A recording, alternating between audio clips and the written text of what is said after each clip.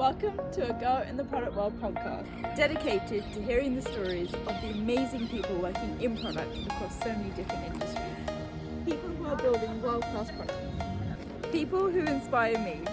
So join me on this podcast, A Girl in the Product World, inspiring me, inspiring you.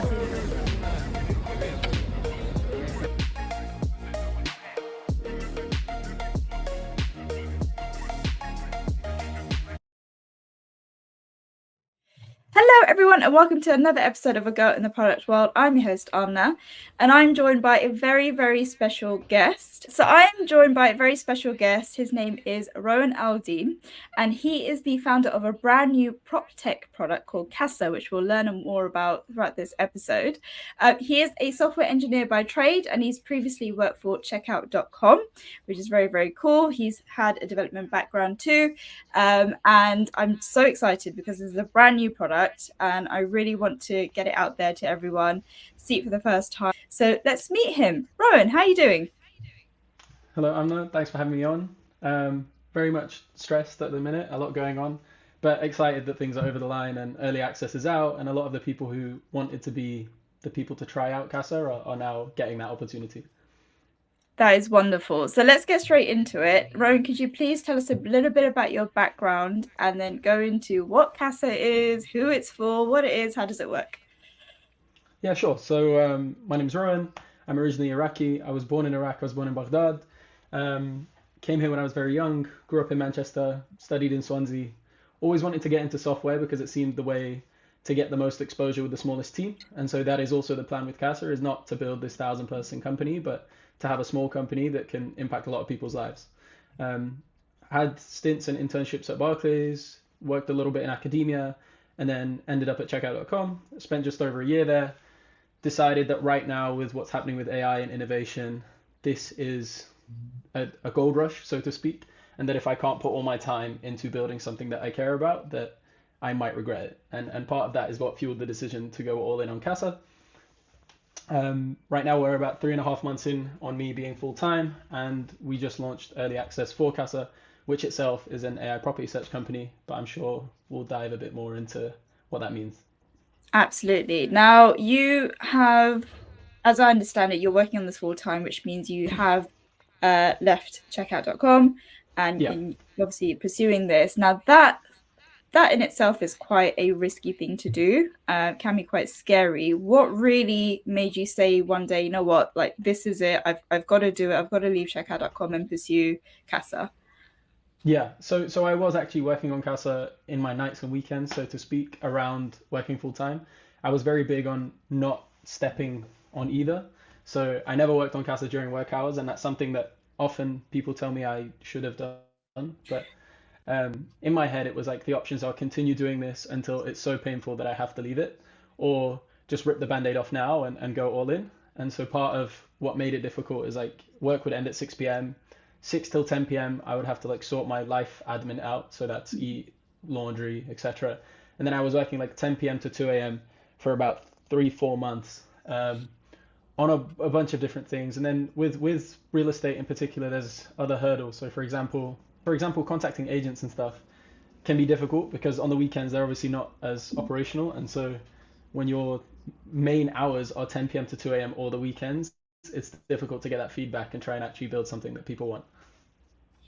Amazing. That's really cool. I mean, you've obviously had to sacrifice quite a bit, and now obviously you're taking the risk to do this full time. So, prop tech, talk to me about that. Why did you choose prop tech? Why was this solution so important, especially in today's day and age? Yeah, so as I mentioned, me myself, I moved around at uni. I moved to London, lived in Manchester. We moved a lot, and so my experience with renting in particular was major in the recent years. And then around that as well, my family has a background in property, and so I've dealt a lot with estate agents. My auntie was a former estate agent as of up until about a year ago, maybe. Um, and so I've been involved in deal making and I understand how inefficient it is. And part of going for search in particular is that property search is the entry point to the domain. So the first thing you have to do when you want to buy or rent a place is find a place. Yeah. And I think that that alone is inefficient enough, and maybe it avoids all the regulatory issues that you might have if you're going for conveyancing innovation or anything else.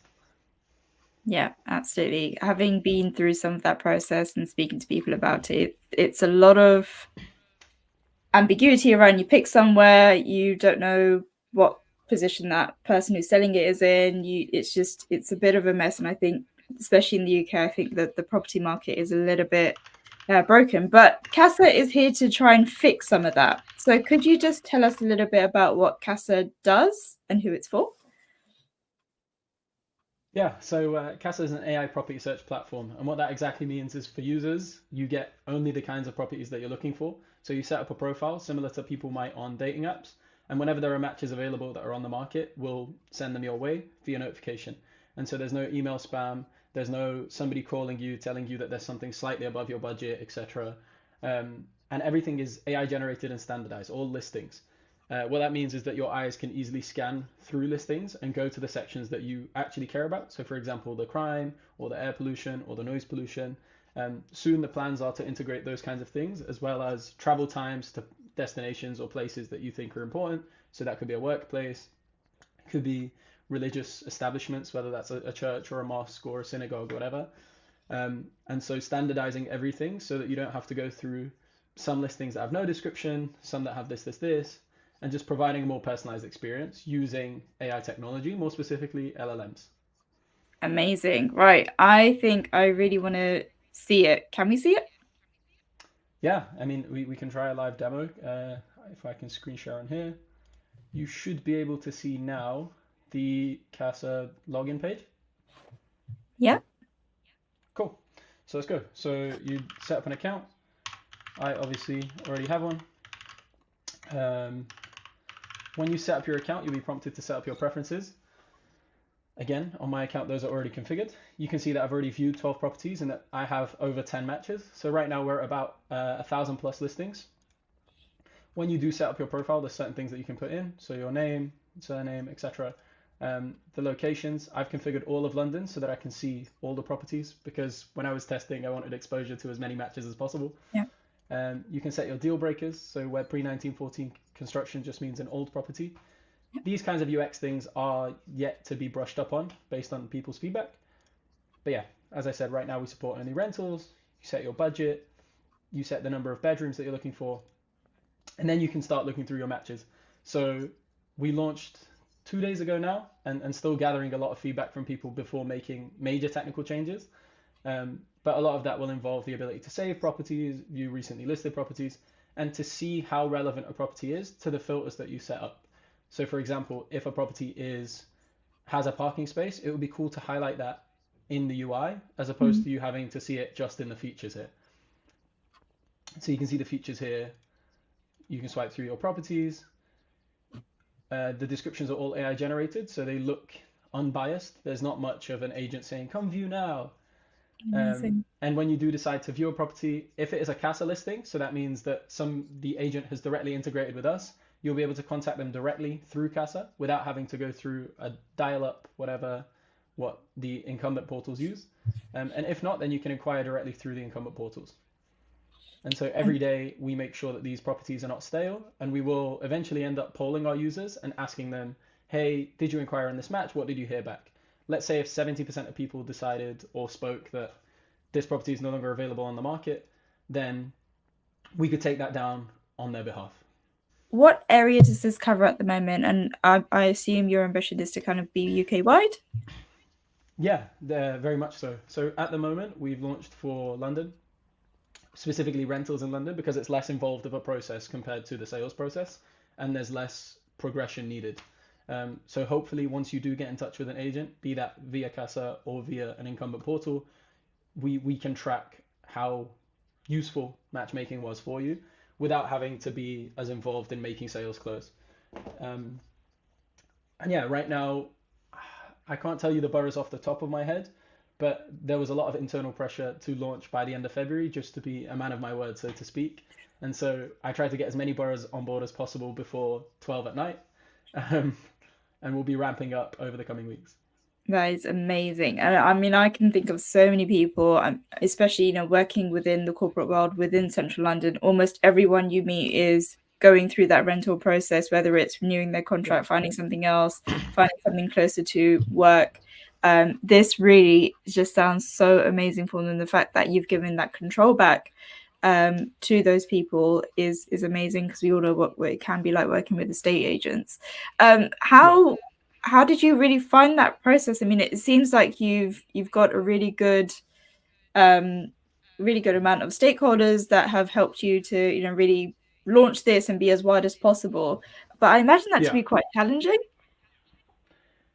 Very much so. With regard to getting interest, I think on the agent side of things, agents often are apprehensive when it comes to tech, and a lot of the technology that they use in-house, they only use because they heard about it somewhere, or maybe they used it at a different firm that they were at before they ended up starting their own agency or working somewhere else.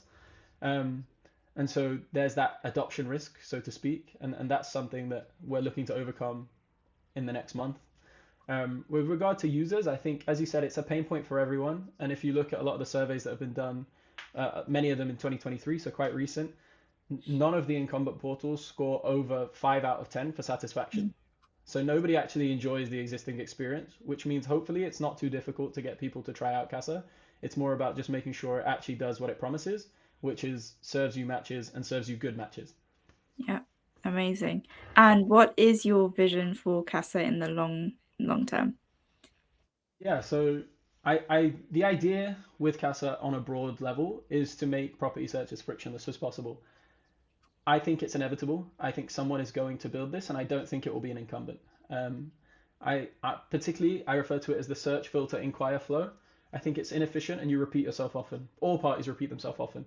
So, for Mhm. example, when you're looking for a property and you call 5 agents, many of them will qualify you in the exact same way, meaning that you're answering the same questions 5 times, and then they'll still tell you that the property is off market, or the deal's just been closed, or there's been an agreed let, Yeah. etc. So a lot of that can be removed today. Forward facing, a lot of innovation in AI, neural chips, blockchain can mean that in 100 years we can go from Amna wants to sell her property and she's talking to her family and they suggest, oh, maybe she could see what she can get for it. And through just a thought of, hey, I'm thinking about renting or selling my property, there can be a marketplace somewhere on the web or whatever future tech we have for those kinds of transactions to happen as quickly as possible. And obviously that needs to be supported by an entire ecosystem. So with innovation around construction and with innovation around conveyancing and the document side of things. Yeah. But purely from a transactional perspective, the aim is for Casa to be the most frictionless marketplace for buying or renting a place to live. Yeah, and it certainly looks like it's going to be that through the demo that you've shown us. So thank you so much for that. Rowan, I think honestly what you're doing is revolutionary. I've not seen anything like this before, and I think it's going to make people's journey a lot quicker. And the fact that you saw a problem and you've solved it in this way for me is inspirational, and I really hope it will be for other people listening as well. So on that, what is your best piece of advice for anyone who is listening, has an idea, it was in the same position as you, always in the same position as you, and working a 9 to 5 to go and then pursue their idea? I think the main thing is that everyone's circumstances are different and you need to factor that into your risk appetite and the levels of risk that you can take. Um, Personally, I think for the majority of people, particularly if they're software engineers at prestigious places, etc., provided you live below your means, I think you can gather enough runway to work on something full time for enough to make it work. And I think this concept of golden handcuffs is very real, whether you want to call it golden handcuffs or anything else. Often your cost of living rises and there's like this lifestyle inflation because you start to earn more as an engineer or as somebody in tech, and that makes you apprehensive to actually go in on something that you think is important. Um, and yeah, I think very much it's a lot of a Europe problem, UK problem, and that where recently I traveled to San Francisco, and you can see that the culture and the mindset is completely different. So it's more accepted culturally, both in the US and specifically in California, to take these kinds of risks, Mm. understanding that for many people there is this safety net of worst case you move in back home, you know. Yeah. But I feel like in the UK, risk taking is just viewed differently, and so Mm. my main thing is consider your personal circumstances, and if you think that this is something that's important to you, just do it. Like it's really not complex.